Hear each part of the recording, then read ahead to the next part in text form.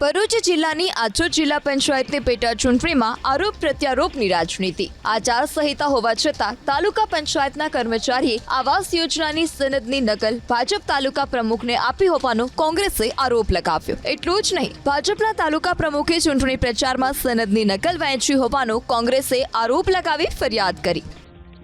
ભાજપ તાલુકા પ્રમુખ દીપકભાઈ ચૌહાણ એ તાલુકા પંચાયતમાંથી સનદની નકલો લઈને આમોદ તાલુકાના માગરોળ ગામે લોકોને મતદારોને પ્રભાવિત કરવા માટે તથા પ્રલોભન આપવા માટે ગયા છે, તેનો અમે સખત વિરોધ કરીએ છીએ।